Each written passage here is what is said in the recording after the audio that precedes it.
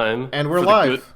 It's the Good Mythical Morning podcast. Oh, Good. you Good found morning, another everyone. Wait, one. we haven't done that one yet, right? No, we haven't. Okay, I'm glad. I was worried that we already did that one. How much longer can you keep this up? Oh, we can keep it going for a I long don't know. time. I don't know what I'm gonna do. I need help, you guys. I Hey, think Bradley and I submit your combined favorite could keep podcast in the going. comments. No, don't give him more shit. Actually, I found a new podcast you can steal. It's a Okay, good. it's we'll a do that good one video next week. game one. I'll link it to you later so I can say it next week. we can frame ourselves as them. Welcome to the Roundabout podcast. This is Willer, your Oh host. yeah, that's us. This is Joe. And I'm Bradley. And we're just gonna go straight into it. We're jumping in. Only the best We analysis for games. We're not doing the intro. We're jumping straight to the couch gag. Oh wait, no, we have to do our intro. Okay, I'll do the beat. Joe, you do the rap. Roundabout. That was great. Well, Everyone just turned off their computer. good job, guys. So let's actually get into some talking about things because we got a pretty stacked schedule today. We got a good diversity of things, and we got some lengthy talks to go through. I'll say it's a lot of stuff that I'm really excited about. Either stuff that I've experienced and I like, or stuff that I'm eager to know more about. We're gonna talk about something you know everything about, though, which is gonna be Worm. And I guess that's the first. Usually, Worm is relegated to the back of our podcast as a second-class citizen, but I thought today we would open with it. Mix it up a little bit. So I've been sitting on these chapters for a little bit. I didn't get to read any last week. I've been mixing it up. You know how I do. I don't like to stick with one thing for too long, but I'll probably read some more this week. Yeah, kind of juggle different stuff, games, movies, whatever. I'm a big juggler. While Bradley is like a very committed knight, he will stick to one thing. Yeah, I'll have like two things tops, and then once I finish one of those, I'll swap something out. And And then there's like maybe a few things that are just constants. yeah, I do whatever the hell I want. yeah, Joe's somewhere in between.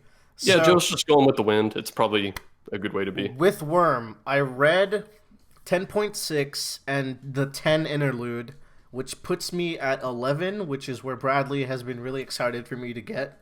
So I'm pretty excited for that. Yeah, it's the start of an interesting area in the story. But tell us what you think about 10.6 and Art 10's big interlude. So with 10.6, I remember I thought I read that last time, and you were really excited that I did because it's one of your favorite chapters. Turns out I didn't actually read it. I was a big liar, but Yeah, I think we got 10.5 and 10.6 confused. which I quite like 10.5. Oh, yeah. But 10.6, we're gonna talk about that. There's a fight in the beginning of it. It's not too long. It's not too interesting. I think they're just finishing up the escape with Dragon. Where we left off, if I remember correctly, Bitch did the thing where she threw Taylor into the foam, which that made that chapter for me. That was a really good Oh, yeah. twist. That's a really good thing. And you mentioned this kind of short fight at the beginning of 10.6. And I think it's a little bit weird because the end of 10.5 with the whole Rachel knocking Taylor into the foam, that's excellent. And then we get excellent stuff in 10.6, but the beginning of 10.6 kind of has like a really short few paragraph fight.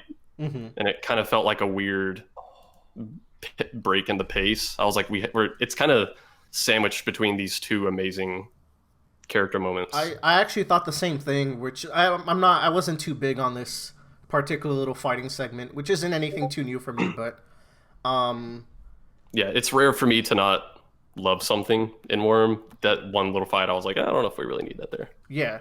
But it wasn't too long, so it wasn't that bad, because then we Yeah. get this moment of just I wrote in my notes, Taylor a psycho, because she gets back to Bitch and she just immediately gets really aggressive with her, which is not the first time she's done this. Yeah, just this intense retaliation the moment she can get away with it. It's amazing that she's still alive after being so aggressive and violent I think that's the second time, right? Where she's just straight up really physically assaulted Bitch. Yeah, this is almost an exact repeat of the first time they met It's when bitch did a similar thing. She attacked Taylor, and Taylor's like, "Don't fucking do that. I don't like that." that's my no-no zone. But you know what? She has some good motivations.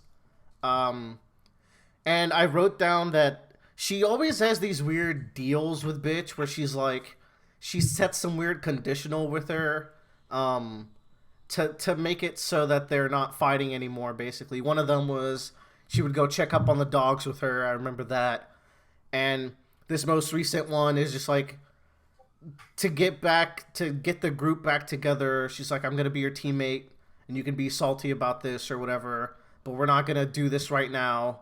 We're just gonna keep going. Was that's how it went, right? Because it's been a while since Yeah, I read it. and she's kind of like, she's like, I'm gonna be in more situations where you can do that again, where you're gonna have a chance to Right, fuck me over, and that's right. just because of the nature of what we do. Like, Hmm. so she's like, I'm pretty much gonna trust you because I have to, because there's no other way we can operate. Um, and she kind of punctuates this by like insisting, like, if you will let me, I will be your friend. And the very first time I read this many years ago, I was like, okay, that's kind of weird because it's like, why, right? Right. Because That she I just was. she just tried to kill you, and you just retaliated. She always Um, has these little deals and what's the word? These uh compromises with bitch that always feel kind of like inorganic, but it's just she's done yeah, this multiple times, so I guess that's just how she deals with yeah. bitch. It always So takes me out a little bit, but the first time I read it, I always thought it was weird, but I get it now. Um, I'll shit on Taylor a lot because just kind of the nature of the story is her being able to be convinced by herself or others to do these horrible things. Um, but the points I will give her is that if she's convinced something is the right thing to do, she will do it, and like her mind is not going to be changed. yeah, I can see that in her Of already. course, it's easy to convince her that something horrible might be the right thing to do. But there was a point in the past where she kind of resolved that being bitch's friend is one of these kind of moral obligations she has. I think it was around the time she found out that bitch's power kind of ruined her ability to form friendships or read people.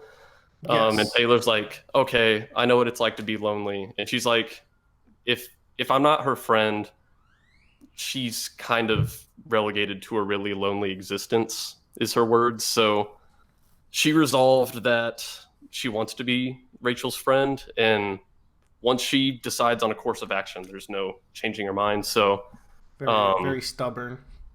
yeah, so that's kind of something I got out of a reread. I was like, okay, now I can kind of understand where she's coming from. It does fit what we've seen of her so far. It's always a little jarring. Moving on, we get the scene with Coil, and Jesus, that guy is so slimy and disgusting. God, he's a creep, and Oh, even like if Taylor is freaked out by stuff Coyle does, it's he bad. Like she's like, whenever he calls Dinah his pet, Taylor's like, Jesus Christ, that's so gross. that's the one that really got to me. He's like petting her and calling her his pet, and she's on drugs all the time, right? And like it's just so fucked up, and these people are just watching it and they're like, yeah, this is fine. Yeah, and it makes sense that Taylor's disturbed by it. Like, I mean, any reasonable person would be.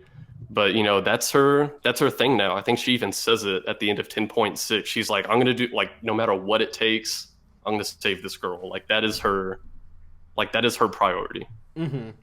And it's really hitting home for me now that these guys are real. They're starting to become real villains, which I'm gonna talk about in the next little section I read, especially. Where Oh yeah. at first I didn't really feel it. Where they were like, okay, they're doing crime, but I don't feel like they're villainous. And now they each got their own territory, and they're working with this person who is clearly a scumbag. And I think I was asking you about it. I know why Taylor's working with Coyle, but the rest of the crew is just working with them because it's monetary gain, right? Like it's Yeah. positive for them, and Yeah, And so all these Tattletale different kind of knows, like she knows what Taylor is up to, right? But like everyone else is just kind of doing it.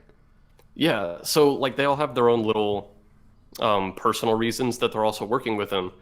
And that kind of thing where it starts hitting home that these people are actual villains. That's kind of what happens, I think, either at the end of Arc 7 or beginning of Arc 8, where, Taylor's kind of gone on this journey with them, and she's like, oh, well, they're bad guys, but they're not bad guys. Yeah, And then once they learned about Dinah, Taylor's like, okay, so that's the next thing we're doing, right? We're saving her. And they're like, no, why would we do that? And she's like, what are you talking about? And they're like, we don't know her. And she's like, he's our boss. And yeah, it goes it's like, directly against like what benefits them. yeah, because, if Taylor wants to take down Coil or save Dinah, they're like, Gru's like, well, he's giving me money so I can take care of my sister. And Rachel's like, well, he's giving me money so I can take care of my dogs. So they don't really have an incentive to help her. Yeah. Um, that's all I'm gonna say for 10.6, so we Yeah. can move on with the To the schedule. big boy. It introduces the slaughterhouse stuff, which I don't feel one way or the other right now, but I'll say we haven't got really a ton of info out of them. They just kind of give vague descriptions. yeah, I think the only line that I would point out about them is like, well, I mean, we get like the little plot drop that Dinah predicts they're going to end the world, but that's not what I wanted to focus on. I really like that. By the way, that actually did pique my Yeah, it's interest. just kind of like a casual, huge stakes increase that they kind of brush off just because they have other priorities right now. But the thing I really wanted to focus on is we don't know anything about them really, but there's one particular line that we can kind of derive how we're supposed to feel about them, where Coyle says, I want info on the Slaughterhouse 9. And Taylor kind of stops and she's like, okay, if he's thinking about hiring them, that's a terrible idea. Yeah, And the reason I like this is because virtually every villain we've seen so far in the story, they do what they do for very like pragmatic reasons. It's usually for money, territory, property, stuff like that, like immediately useful things. But this statement kind of shows that whoever these people are that villains are afraid of, whoever they are, whatever it is they do, it is not for money. Like you're not going to be able to buy them. they're clearly either insane or they got other things going on, which I'm sure we'll explore later. Yeah. So anyway, the big boy, the one we're really excited to talk about is 10 Alex. interlude. So it was really good to see that scene of Alex, or not Alex, Alec, letting Shadowstalker, what's her, Sophia, Yeah. letting her go from his perspective. It was an immediate like, oh shit, this is about to get really fucked up. Yeah. Like at this point in the story, the first sentence of that chapter is probably the best chapter opening. Oh yeah, it starts with It's the second you read it, you're like, oh, I know what we're doing here. it starts with I'm going to let you go. Alec lied. I was like, oh fuck. Oh shit, here we go. That really paints that whole scene different, and it just all goes downhill from here. I totally understand where he's coming from. We get a little bit of his past. I get why he's so messed up, but he's an incredible asshole. Like, Oh yeah, like I don't. It's kind of weird because we would like to be able to sympathize with all the characters, especially when we get their backgrounds. But he's, I think he's a particularly controversial character. There's a lot of people arguing about whether we should consider him an asshole or whether his past actions are forgivable. I'm gonna burn And some I'm not going to bridges state here. my stance. I'm not going to state my stance on that. Oh, People I'm- will argue all day. I'm gonna burn some bridges here and say he is not to be forgiven. He is totally at fault. A lot of people go through hardship. The things he does are so vile, dude. He literally, consider this, he rapes people so he can fuck himself. And if Joe's listening, he's like, what the fuck did you Yeah. just say? This is a guy who can take people over and he can fully control their body. And this chapter delves into why he does it, how he feels about it. By the way, this is one of our protagonists. Yeah. So, It's really weird because he's a main cast member, and he's definitely the most monstrous character we've had as our point of view. Yes. But I think the chapter still kind of manages to be compelling, even if we don't sympathize with him. Oh, totally. Because it's he's a piece of shit, but so is Walter White. So is Griffith. But Yeah, that doesn't mean they're not interesting characters. And I'm just gonna say that Alec is now like, it kind of fucks me up to think about it. Like, I don't like to think about the things he does, but he's probably my favorite character now. Because he's just so fascinating, and it's really unnerving because he's such a leech, but it makes him really interesting. And I talked to you about this. Like, this guy is a sociopath. Like, oh yeah, he feels annoyed that he doesn't feel emotions yeah, more than he actually feels. Like, it's so unnerving to see a sociopath from that point of view, but then also how his powers really feed into him being a sociopath. It's yeah. If I hear the word sociopath, this is the character that comes into my head. Like, I can't think of a character that more embodies that word. and just to go. So this is one of those like, I've been lukewarm on a lot of character stuff in Worm so far, but like, if there's more of like this level of power melding with the character melding with like their mindset, and getting us into their mindset and understanding how they are and why they are the way they are and how they use their powers and why they use their powers. If it keeps going in this direction, I'm gonna enjoy a lot of the other characters we run into as well. Yeah, because I think you said to me at one point that like the only reason that we get the only reason we get the premise for this chapter and the way it plays out is because his power is what it is. Yeah, and it really paints a picture of exactly how he feels. Like, he talks through his captor, like his captive, and he feels what she feels. It's really weird. And just talking about the plot, which is like, the plot is my favorite part of Worm, and just the way the story unfolds, the way he gets back at Sophia for what she's done to Taylor, and just the scene in the house. Uh, oh, that Like, shit. you kind of have to ask yourself, we've been from the perspective of Sophia's victim, Taylor, so we know how Taylor feels about Hmm. it, but you still kind of have to ask yourself, is this overboard? Right. That's what this chapter leaves you with, a really bitter, mixed feeling, though, because it's like, man, this girl, and we've seen her multiple times, not just with Taylor. She's just a bad person. She's also one of the more interesting characters. Like, she's probably top three for me as far as like Yeah. interesting characters. It just so happens that all the interesting characters in this show are kind of assholes. Um, Yeah, and that might just be kind of the nature of the story itself. Might be. We'll see how that unfolds. But this chapter definitely gets a 5 out of 5 for me. I think it's my first one.